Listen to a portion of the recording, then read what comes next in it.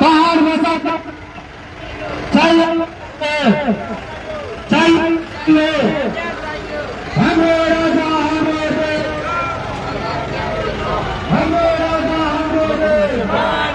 प्यारो था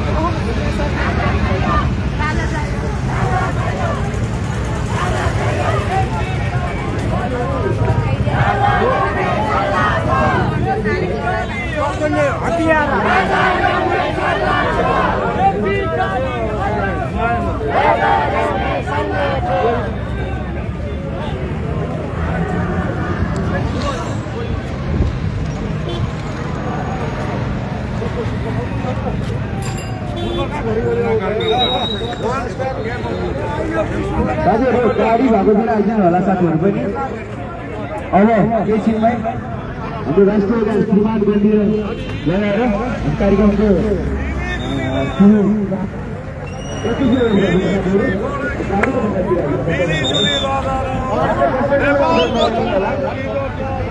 बाटो कसरी पनि अवरोध नगरिदिनु होला है साथीहरु।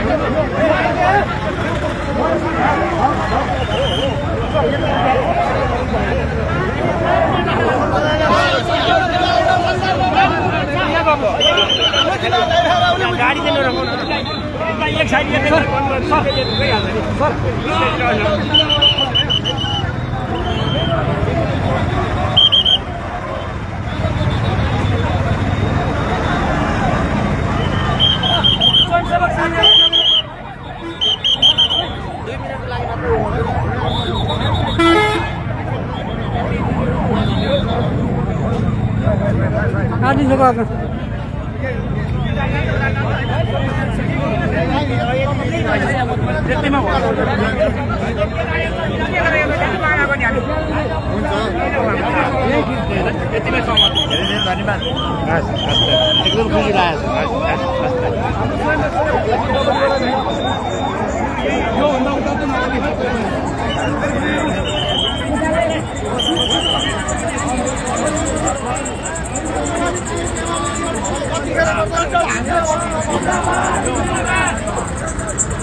जिंदाबाद जिंदाबाद जिंदाबाद जिंदाबाद जिंदाबाद जिंदाबाद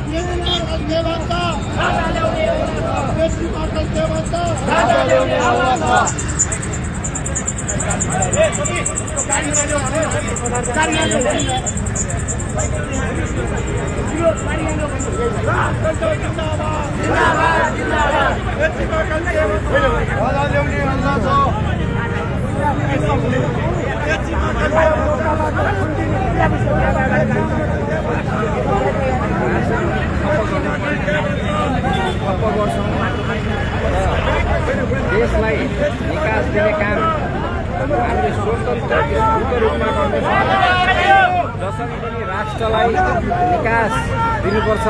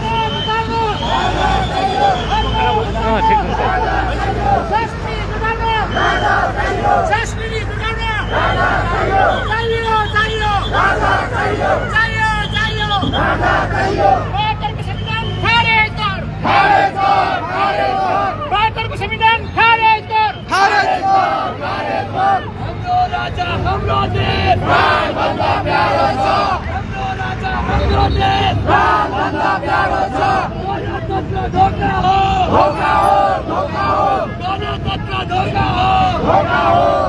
हो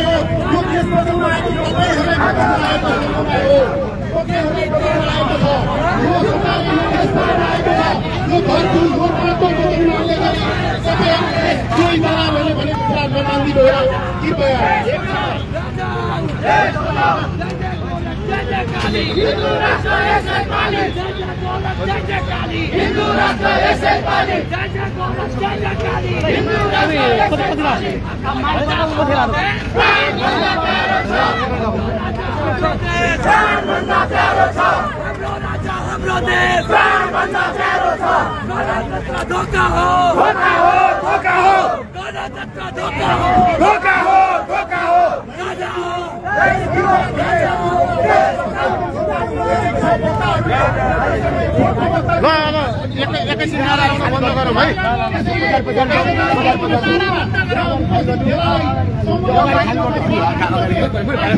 अलि अगाडि खाली गरौँ। अगाडि खाली भाइ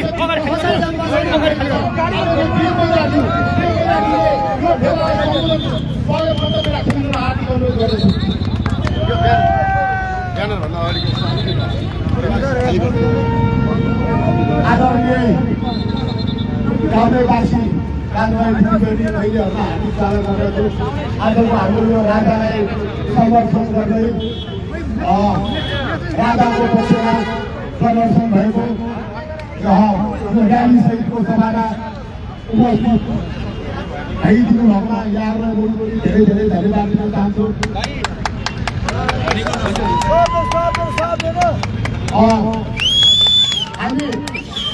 हामी आजको यो एक दिनको कार्यक्रम मात्र होइन, यो राजतन्त्र पुनर्स्थापना नहुन्जेलसम्म हामी यसरी नै सडकमा हुनेछौँ, सडकको सङ्घर्षमा हुनेछौँ। तपाईँहरूले यसरी नै साथ दिनुहोला भनेर म हार्दिक विनम्रतापूर्वक देश बचाउनको लागि हामी हामीलाई जोडिनको लागि हाम्रा सन्ततिहरू जोगाउनको लागि यो राजतन्त्रको पक्षमा हुने सभा पुरुषहरूमा सहभागी भइदिनु होला। पछि पनि आर्थिक आह्वान गर्दछु। साथै म एउटा यहाँ सुरक्षाकर्मी साथीहरूलाई पनि भन्न चाहन्छु, सुरक्षाकर्मी तपाईँहरू पनि हामी जस्तै लागेको हो। तपाईँहरूलाई पनि चाहेको थियो देश जोगाउन, तपाईँहरूको पनि तपाईँहरूले शपथ खानुभएको भावनालाई शपथ खानुभएको यो देशको जनताको लागि हामी रक्षा गर्छौँ भन्ने कुरा नबिर्सिकन न्यायप्रेमी देशभक्त जनताहरूलाई साथ दिनु एउटा अनुरोध गर्दै यहाँहरूलाई फेरि धन्यवाद दिन चाहन्छु। पक्कै पनि पछि 15 गते पनि हामीले ठुलो लडाइँ गर्नु सम्भवतः 15 गतेबाट यो गणतन्त्र गरिन्छ। त्यसैले सम्पूर्ण देशमा 15 गते काठमाडौँको कार्यक्रममा उपस्थित हुन सूचित गराउन चाहन्छु। अब म बिना नगरिकन छोटो वक्ताको रूपमा छोटो मन्तव्यको लागि यस जिल्लाका देशभक्त राष्ट्रवादी व्यक्तिको आदरणीय सेते आर्जु कुमार केसीलाई छोटो मन्तव्य राखिदिन हार्दिक अनुरोध गर्दछु। त्यसपछि गणेश राज कार्यक्रम बन्द गर्नेछौँ। त्यसपछि हामीले यहाँ आज थोरै भनेका छौँ, बाहिरबाट आउनुभएको अतिथिहरूलाई हामीले मन्तव्य कार्यक्रम नराखिकन हिजो समितिले निर्णय गरेको छ। त्यो सो कुरा पनि यहाँहरूसँग चाहिँ मैले विनम्र अनुरोध गर्दै मैले क्षमा चाहेँ। धन्यवाद। यहाँ आर्जु कुमार केसीलाई सम्पूर्ण उपस्थित राष्ट्रवादी साथीहरूमा पत्रकार मित्रहरू र यहाँ उपस्थित हाम्रो सुरक्षाको लागि देशको सुरक्षाको लागि खट्नुभएका सुरक्षाकर्मी साथीहरू र आम काभ्रे जिल्लावासी दाजुभाइ दिदीबहिनीहरू र काभ्रे जिल्लाबाट हामीले संघको गरेको छौँ र राज संस्थाको पुनर्बहाली भइसकेको अवस्था छ, राजा फर्किसकिसकेको अवस्था छ र हामी काभ्रे जिल्लाबाट राष्ट्रवादी नेतृत्वहरूको नेतृत्वबाट यो देशमा जनताले चाहेको राजासँग शासन दिनलाई सक्षम हुनेछौँ र सम्पूर्ण राष्ट्रवादी साथीहरूले आफ्नो ठाउँबाट जसरी जनअपेक्षा छ राजाप्रति, युवाहरूको अपेक्षा छ, भर्खरका भाइ बहिनीहरूको अपेक्षा छ राजसत्तामाथि र राजतन्त्र चाहियो भनेर भनिरहनु भएको छ। यो किसिमको भोलिको शासनको लागि पनि यहाँले तयारी हुनुपर्छ, राष्ट्रवादी व्यक्तित्वहरू तयारी हुनुपर्छ र काभ्रे जिल्लामा सबै गाउँपालिका नगरपालिकाहरूमा अब राष्ट्रवादी साथीहरूले एकीकृत हुनुपर्छ र हरेक गाउँपालिकाहरूमा नगरपालिकाहरूमा जबसम्म वैधानिक राज संस्थाको स्थापना काभ्रे जिल्लामा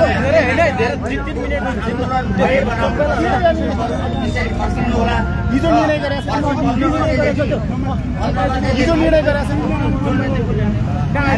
फेरि हुन्छ राजतन्त्र पुनर्स्थापनाको कार्यक्रम छ, त्यसमा सम्पूर्ण काभ्रेवासी दाजुभाइहरूले हामी आजैबाट यहाँबाट आह्वान गर्दछौँ। हामीले सक्दो सहभागिता गर्नुपर्ने छ र सम्पूर्ण राष्ट्रवादी साथीहरूले काभ्रे जिल्लाबाट गर्नुपर्ने स्थापनाको लागि गर्नुपर्ने, गणतन्त्र खारेजीको लागि गर्नुपर्ने, यो देशमा शासनको लागि गर्नुपर्ने, यो देशको समृद्धिको लागि गर्नुपर्ने सम्पूर्ण भोलिका यो देश र कर्मको लागि म यहाँहरूलाई हार्दिक अपील गर्दछु